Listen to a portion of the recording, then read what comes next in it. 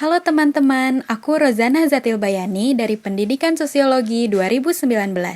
Di video kali ini, aku akan membahas tentang perilaku sosial masyarakat di kala pandemi.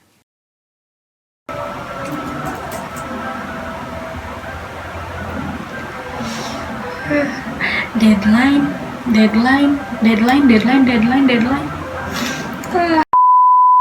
Kamu ngerasa banyak banget tugas nggak sih akhir-akhir ini?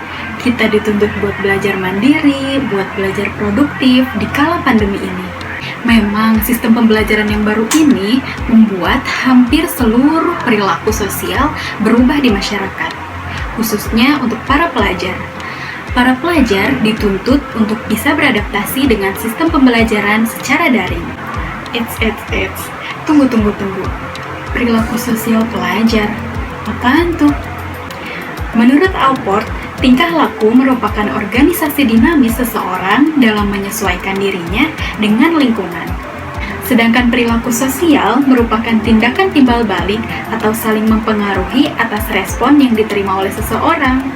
Perilaku sosial dapat ditunjukkan lewat perasaan, lewat sikap keyakinan, atau lewat rasa hormat terhadap orang lain, tergantung bagaimana cara penerimaan seseorang. Di tengah pandemi seperti ini, sistem pembelajaran secara langsung sangat tidak memungkinkan, maka sistem pembelajaran dilaksanakan secara daring. Namun, banyak sekali kendala-kendala yang muncul dari sistem pembelajaran daring. Selain tidak adanya gawai, kendala jaringan, di samping tuntutan belajar mandiri dan produktif. Keadaan memaksa inilah yang menyebabkan perubahan sosial. Perubahan sosial memang wajar terjadi, karena pada dasarnya manusia itu memang selalu ingin berubah. Namun, pandemi ini merupakan perubahan yang tidak dikehendaki, apalagi direncanakan. Jadi, wajar-wajar saja jika sistem pembelajaran saat ini memunculkan banyak sekali kendala-kendala dalam belajar. Tak hanya kendala-kendala yang dialami oleh para pelajar, perubahan sosial ini juga menyebabkan perilaku sosial dalam masyarakat berubah. Di antaranya adalah disorganisasi dan disfungsi sosial. Disfungsi dan disorganisasi sosial? Apaan tuh? Tenang. Aku jelasin ya. Disfungsi sosial merupakan kondisi saat seseorang tidak mampu menjalankan peran sosialnya sesuai dengan tugas dan tanggung jawabnya. Sedangkan disorganisasi sosial, menurut Surjono Sukanto, merupakan proses melemahnya atau berpudarnya nilai dan norma yang berlaku dalam masyarakat karena adanya perubahan.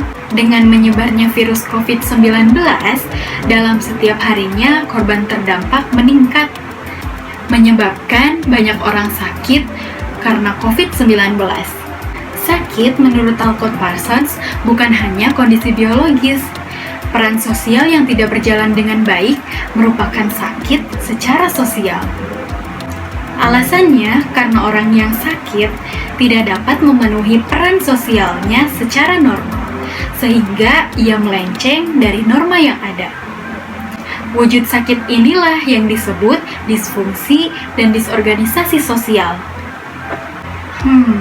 Bagaimana sih wujud disfungsi dan disorganisasi sosial di kala pandemi? Disfungsi dan disorganisasi sosial akan mengarah pada kondisi situasi yang tidak menentu, sehingga akan memunculkan prasangka dan diskriminasi yang berlebihan. Saat ini, orang menjadi lebih sensitif terhadap orang yang batuk, terutama jika orang yang batuk itu merupakan orang yang sudah tua. Padahal, belum tentu loh orang itu terdampak COVID-19. Bisa saja orang itu tersedak dan membutuhkan pertolongan kita untuk membelikannya minum. Oleh karenanya, disorganisasi dan disfungsi sosial akan memunculkan prasangka yang berlebih dan diskriminasi terhadap orang-orang sekitar. Nah, itulah perilaku-perilaku sosial yang terjadi di kala pandemi. Semoga pandemi ini cepat berlalu ya, agar kita semua bisa beraktivitas normal kembali dan menjalani hari dengan semangat.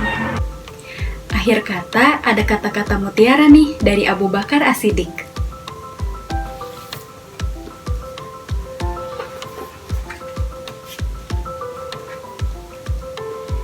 memang sulit untuk bersabar, tapi menyia-nyiakan pahala dari kesabaran jauh lebih buruk. Jadi, kita harus terus bersabar dan tetap semangat ya. Dadah!